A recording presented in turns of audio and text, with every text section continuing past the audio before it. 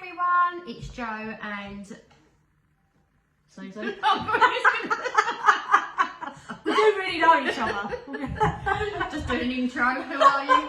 So we're Canines of Canby. We just wanted to do a reintroduction because we've done one before, but obviously we've been away doing our own things, and basically we wanted to come back into the mix and just reintroduce ourselves, why we're doing what we're doing, and what our mission really is to help owners be more empowered, that kind of thing. So I think it's important really to just express that we've both got a lot of experience with dogs, and I think it's important to say like where it started really. We've both been dog owners all of our lives, and really what we want to get across is there's no bad dog. Absolutely. It's just a misunderstanding between us and them.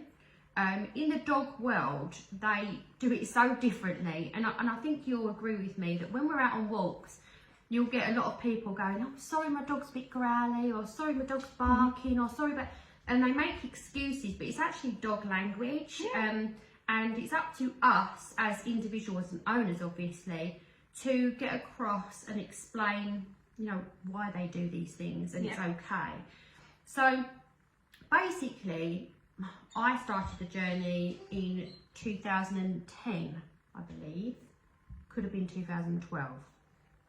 I think I got my keto in so I got my keto in 2010, and after 3 weeks of having him, I remember sitting behind the baby gate indoors, basically crying, and had no clothes because he'd shredded every single trouser leg that I'd owned. And I thought, what have I done wrong? What have I done wrong? And I loved the Akita breed from such a young age. I thought they were beautiful, and I'd spent about 18 months just looking at the breed and just going through it, researching it, thinking I'd done everything that I needed to do. And here I am with this bundle of fluff, and his name was Nosferatu Iron Man, and he was the most beautiful little pup. Oh my days, it was awful. And I always remember putting on Facebook saying, "I'm being terrorised by Iron Man." Like I felt like, what am I doing wrong? What have I've done something so wrong. I never put the blame on him. I knew it was something on me. And that started that entire journey of just, wow, okay, what am I doing wrong? How can I get him to listen? He used to lunge at dogs. He used to literally, I remember we live near the seawall on Canby. I remember being literally just thrown down the seawall. I remember like having him on a long line lead and him running off, and me being like basically losing the wind out of my very lungs because he'd smashed me on the floor. You're talking really comical stuff looking back, but at the time I was mortified that I couldn't actually train this dog. So I went into dog training in 2012, where completely night and day. Anyone who met him from that point to that point, we went into the vets, and I remember them saying, "What have you done to this dog? Like, have you given him some sort of drugs or something?" Because I used to have like 9 nurses, vets holding him down, and I would be obviously at the head end because no one would take that end apart from me, obviously. And I remember thinking to myself, wow, you know, like this is amazing, this is working. So I think, like, from my point of view, what I want to achieve, and what both of us have always said, that there's so many owners out there that really are at their last tether and they don't know what to do.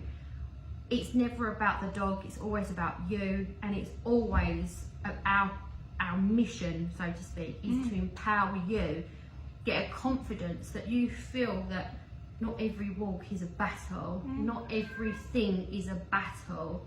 And I think it's so important that we just put across that there's so many dogs in rescues that are classed as yo-yo dogs. They go in, they come out, they go in, they come out, they go in. But it's never their fault. It's never their fault. It's down to us to make a difference. So our job as trainers is purely just to let you know that anything can be fixed.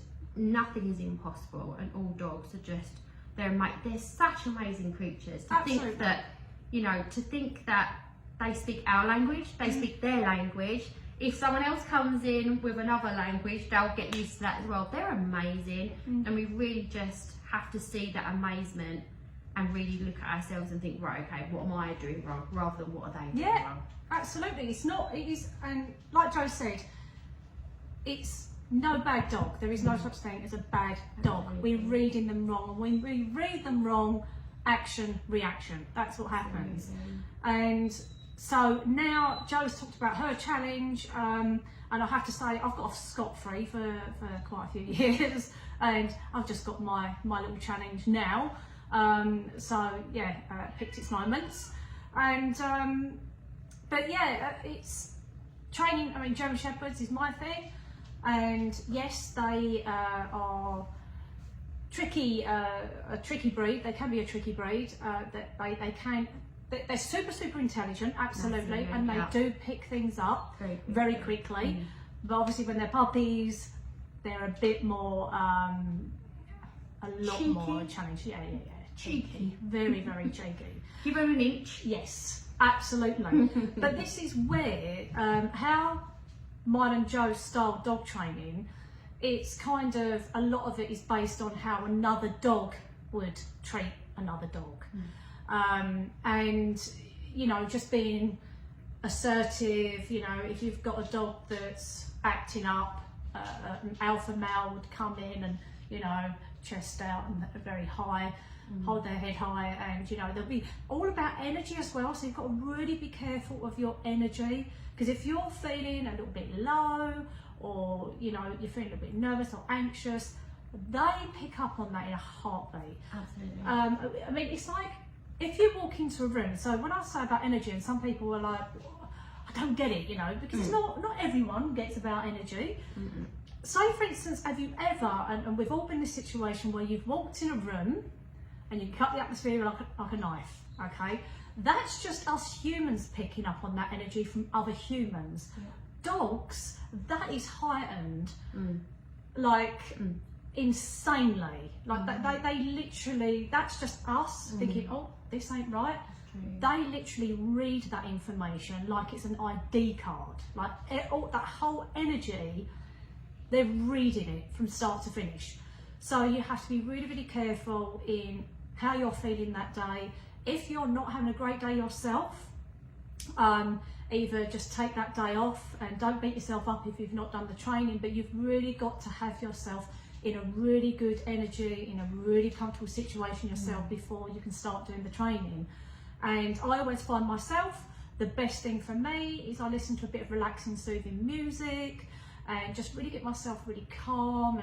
But as well as calm, you don't want to, there's a fine line between being calm and probably being too submissive. So you kind of want to be calm, but as if there's a punch bag in front of you and the energy's there if you need it. So calm, but at the same time you have Tai Chi. I think they do that in, don't they? Tai Chi, I think.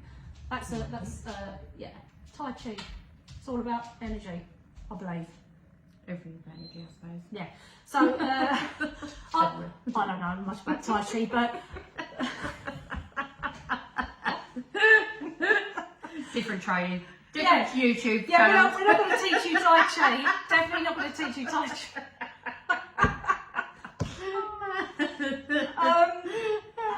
Yeah, definitely won't be doing that. But that is basically where it's all energy work and using energy, and dogs pick up on that. Yes. I can sometimes tell my dog what to do without even speaking a word, and it's just all about I don't know if you used to do it with yours or you do it with yours now, because Joe's got a Eurasian now, haven't you? And when they get a bit cocky and they know it's the time for they're crying at the minute, because I've got to be on I've got to be on a gate thing. For now, I just want to make the video. Otherwise, you'll hear ticky tacky paws all over the floor. Anyway, digressing, hacking off. So basically, when it comes to bone time, they know they've had their dinner, and they always have their treat after their dinner, and they kind of look at you. And then my oldest dog might go, woof, woof. And I'm like, no, you don't get to have it at your say-so. If I give you a treat, it's at my say-so. So when they do that, I don't actually give them the treat at that time. So I'll literally, without saying anything, looks a bit freaky. Sorry guys, don't want to scare you at home. But I'll just, and then they'll just duck away and do that, and they know, like, oh, okay. She's normal. And once they've, Not yet, mother. not yet. Once they've calmed down and they've laid down, then the treat comes out, because then I'm rewarding them, saying, that's how I want you to be when I give you your treat. So, yes, hopefully along our journey, we've got to cover so much of it. We're going to cover every little thing, and we're also going to cover the mistakes that even we make. Of right? course, yeah. We're only human at the end of the day. I think that's what we were saying. We wanted to be raw, real, authentic, because what you'll see with our trainers, what we didn't want was this complete finished, you know, beautiful with the background music and everything floating along, and you're like, wow. We wanted to show you real time, real problems, how we do it, how we acknowledge it, how we change it. Because I think that's really important to show the warts and all. Yeah. Because a lot of the trainers that we've seen or that we've witnessed don't necessarily, you always see the finished product. Even that dog behaving badly guy, he's got a bad rap, because basically a lot of people are saying that he does it like 90 times over until the dog is like, right, I'm listening now. And when I'm looking at other people's trainings, I'm like, I don't want to see that. I want to see the raw footage of people like laughing, joking, because I think that's really important that everyone sees that. And I think the last thing we need to say is, if there are any issues with your dog at all, it is because they think they're the leader. There is nothing that no dog can do. If they think they're the leader, it creates a very confused brain. So they will experience, or you will experience, lots of challenges, lots of problems, and that will be excessive barking. I'm not talking like barking when the dog goes, I'm talking about barking at the leaves, stupid little things because they're heightened anxiety because they're so confused, lead pulling, guarding, aggression. And I'm talking about the slightest, smallest little things as well can be and get bigger. So it's really important that everyone knows that if you are experiencing these things, it's because your dog thinks they're the leader, and that's it. Bottom line. So, isn't it? But as I say, we're even going to show you the mistakes we make, as I say, and I promise you we won't swear. We're not a swearing channel. When things get really tough. Try not to. Yeah, we'll try not to. But we're going to show you all of that. We're going to show you all of them nitty gritty bits, so that you're sitting at home and thinking, oh, it's not just me.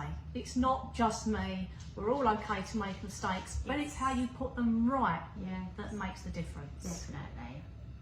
Anything else? No. Right. Well, if you like our channel then. Yep. Like, subscribe and share.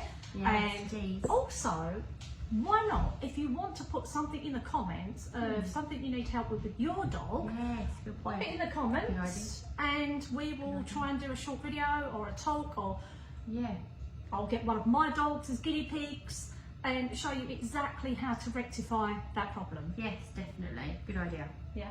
Yes. Well, Over and out then. over and out. Right, we'll see you soon for the next training. Yeah. Whatever it will be, will be. Bye.